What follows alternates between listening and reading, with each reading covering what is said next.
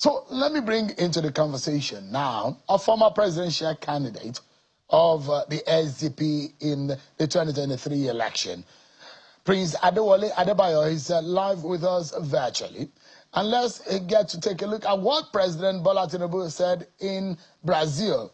It's good to see you, Prince, and thank you so much indeed for joining us tonight. Thank you, Chairman, and God bless Nigeria. I'm asking from Ondo City. I'm in Ondo Kingdom, where we have a royal wedding tomorrow.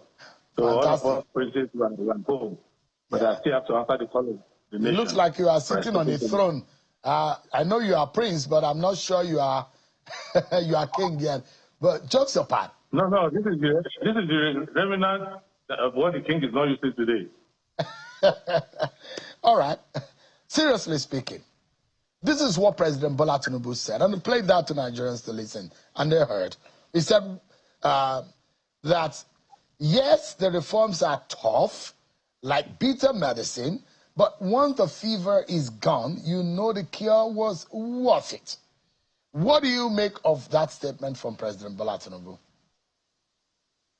Well, I'm happy that the president is going around the world, and I'm happy that he went to Brazil, because if ever President Tinubu's policy life is going to change, we will see whether he changes from Brazil. Going to Brazil is the equivalent of Saul becoming Paul. Because in Brazil, what the Workers' Party did to become what they are today, and the president was giddy about it, he even posed the question, what do they have that we don't have? And I have the answer. What they have is good leadership. And that's what we don't have yet.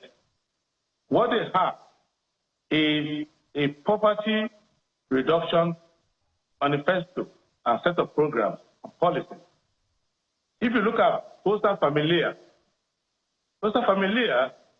which reduced poverty by 27% in Brazil in 4 years under Lula da Silva, is opposite of subsidies gone that increase poverty exponentially. If you look at the way Petrobras is run compared to the way the president has been running NPC, they are polar opposites. If you look at where Brazil gets its strength from, Brazil is the third largest economy in the Americas. In fact, by purchasing power parity, Brazil is next to the USA. So they have a mixed economy. The government is participating, the private sector is participating. They have indigenous industry arising from agriculture, coffee, soya beans, and all of that. Then they have the high end with aeronautics, defense, and all of that. So the same country that makes a lot of money from producing aircraft, like Embraer and all those other companies, is making more money just producing plain soybean. So the economic policy of President Bola Tinubu is opposite to the one that has succeeded in Brazil. So I'm happy that he's there, because by going there, he will see how wrong-headed his own policies are. On the other hand, I am not happy that I went there, spending all that money, when the Lula is here. He could have spoken to me. He could have looked at the Social Democratic Party's manifesto. He used to be a member of the SDP before, in good old days. So why are you leaving a Brazilian type of manifesto, which is available in Nigeria, and then you are going to Brazil as a tourist to be in awe of the majesty of Brazil and the Brazilian economy as if it's by magic? It is by policy. Look at them. The Central Bank of Brazil is crying because of what? 4.5% inflation. We are celebrating 2% inflation, which is in reality 38%. Brazil says it should not go at 3%. You look at it clearly, Brazil pays you money to go to school. If you study Bolsa Familia very well, a family who put their children in school, does immunization, does all of that, you are guaranteed not to see poverty. And Brazil is struggling to make sure that the wealth that it has is better distributed. So they acknowledge the fact that the problem of Brazil is not about making more money, it's about allocating efficiency that has social consideration. That is to say, they want to distribute their wealth in a better way to make everybody more productive. Brazil is having 5% unemployment. We are having 30-something to 40-something, depending on how you look at the statistics. So how can you now say, I am now in Brazil as a tourist? How did they make it here? So it's like a person who doesn't keep good health, who doesn't take a shower, who doesn't tidy the environment. He looks at his neighbor's house and says, why is your house so clean? Why is your dress so white? Why are all your children healthy? Just adopt that healthy policy. So it's a good discussion. And it's a discussion I'm willing to have with the president. Partisanship aside.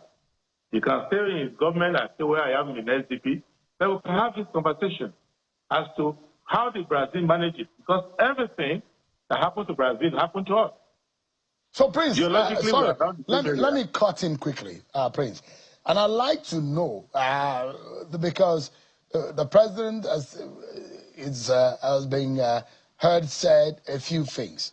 Like, if you don't break the egg, how can you make the omelette?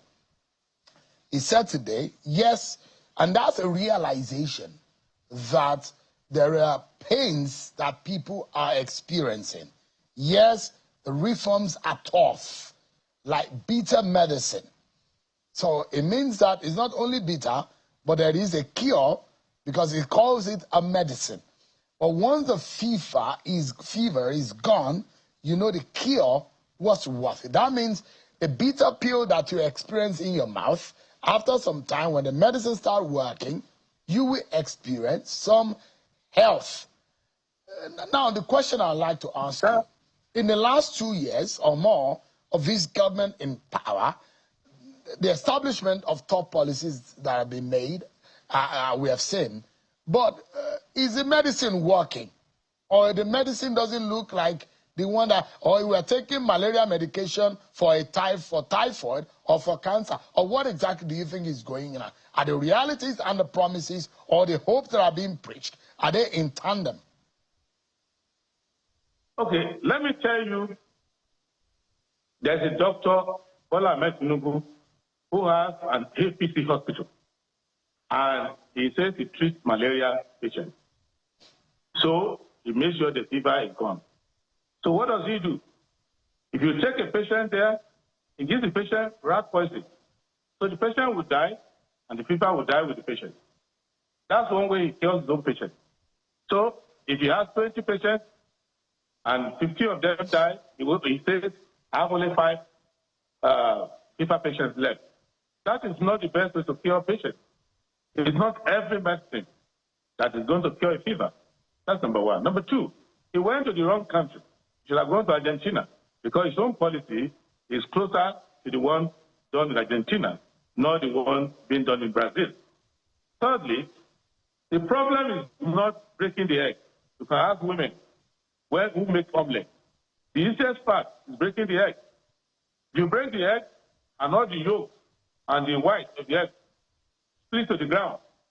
If you break the egg, at the time you have no frying pan. You have not even lit the fire. So how are you going to make the omelette?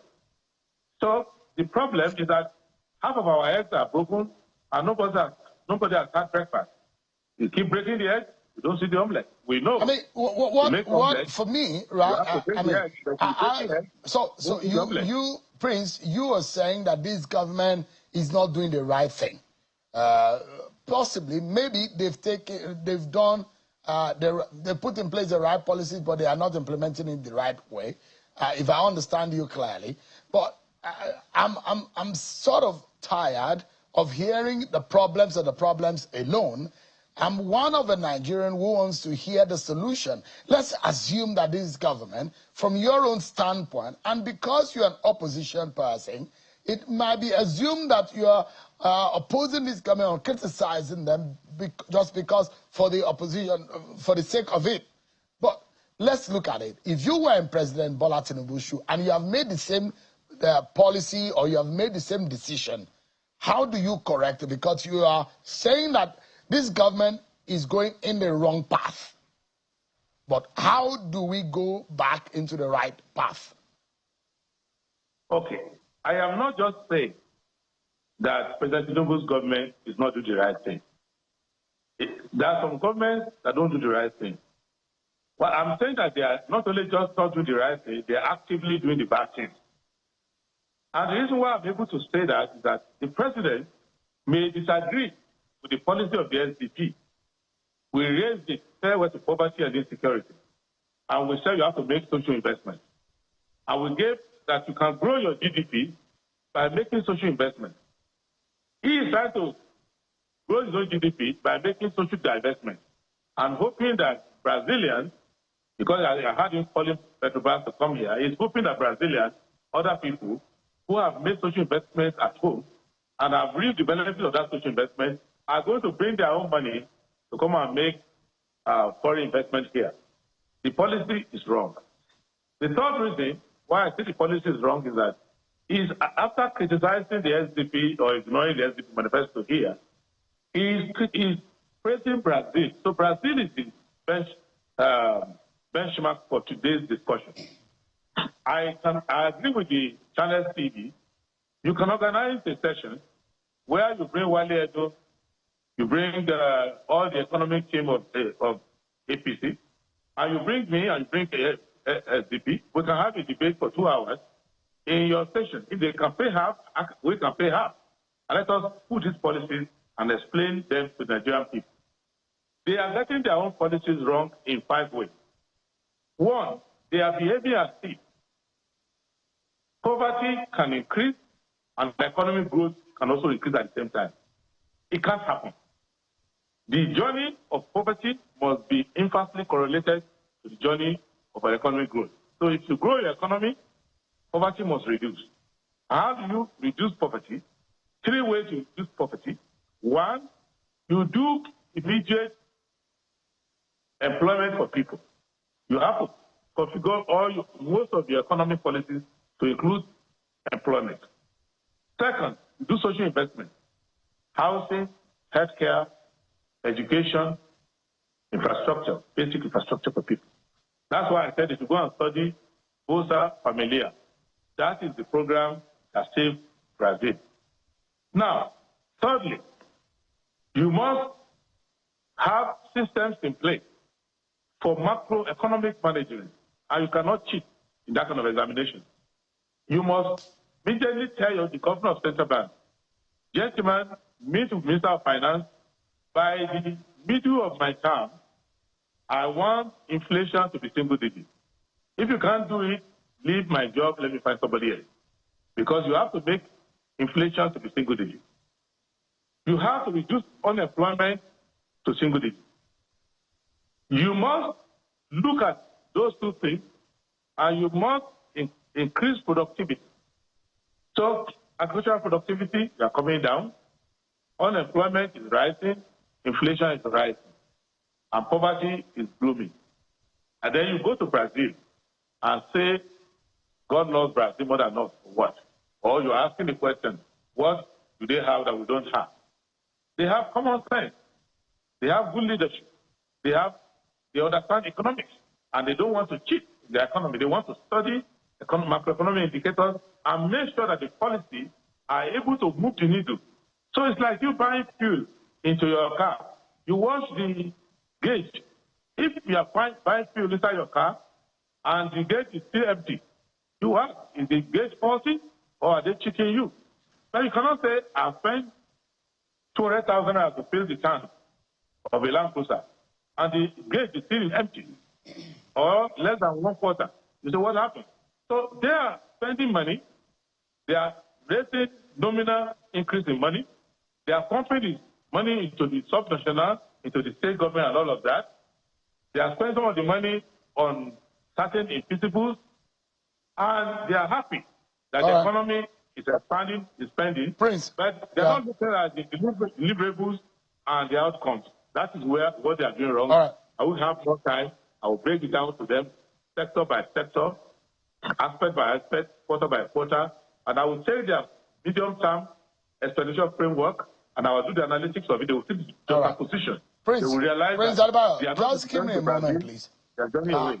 Yeah, we need to go on a break, but when we return, I'll be getting your closing thought, especially as we move into the fastest electioneering process in Nigeria as far as the politicking side of it is concerned. 2027, and we're already talking about the politics, the zoning, and the jostling of offices 2 years before the elections. We're going to break, and when we come back, we'll talk more. Stay with us, everyone. Thank you so much, everyone, for staying with us on the program. Let's get back to the conversation, our closing moment with Prince Adebayo. Thanks so much indeed. I was saying earlier just how fast the 2027 election and politicking has begun. And you saw what the PDP has done, zoning the presidential ticket to the South. What is your initial view when you heard that news? Well, that's what they should have done in 2023. Because there is a popular demand that there should be equity in the country. So they have this, at least from the elitist point of view, you have this north-south rotation that they're doing. So my only concern is that when it goes to the north, they bring the worst person. When it comes to the south, they also bring the worst person. But if it can be done positively, that when it goes to the north, you bring the best person, that you are voting for them not just because they're from the north, but because they are good for the job. And if it's the turn of the south, you look for the best quality. So I think a party can correct its mistake, because the idea of rotation actually came from PDP. They were the one who brought the idea of turn by turn Nigeria Limited, as the Chief Body Judge will call it. So now that they are finding their way, but they should not assume that that's the only problem Nigerians have with them. The problems we have with them is not just the North-South issue, it's the 16 years of bad governance. The loss that PDP has is that as bad as their government was, APC managed to equal them or even top them in mismanagement. Otherwise, Nigerians were not happy with the 16 years of PDP, and I think we haven't forgiven them. So it's good that they've done this rotation thing, so to make it easier for them to now people to more substantive arguments as to how to run the government. But I don't think Nigerians want to see PDP in power. Prince Adebayo, quickly and finally, those who say the zoning to the south by the PDP just gave an easy answer or a quicker route for Bola Tinubu and the APC to clinch the election or win the election in 2027. What do you make of that? Well, who is going to vote for President Bola Tinubu in 2027 with all this suffering, with all the paid promises? Did President Tinubu say, don't vote for me if I don't give you electricity? Has he given it? He said, I know the job. The job is tough. Let me do what I want to do. If you don't like it, at the end of the 4 years, don't vote for me. So I don't think that if things remain the way they are in 2027, President Tinubu, in good conscience, should be surprised if he's massively voted out. Nigerians have suffered enough. His policies are not working. And it's not about, Nigerians have, besides PDP, besides APC, we have better options. So it's not a two-way change that if PDP commits suicide, automatically President Tinubu APC inherits the politics. No. What we know is that APC and PDP are like Siamese twins. They are the same company now. They work together. Nigerians want alternative politics. We are looking for a new direction. That's why people are saying new direction on Natutu, Sabon Shafia. People are talking of new direction now. And there's nothing new about PDP. Definitely there's nothing new about APC. They've done change, they've done next level. Now we are in serious suffering. So I think we need to understand that Nigerians have options. But if by 2027, something changes in terms of the macroeconomics, in terms of security, in terms of poverty, in terms of employment, then President Tinubu becomes competitive. But the way it is now, I don't think that for the good of the country, even for the good of the president himself, he should just go home and thank God that he's been president for 4 years.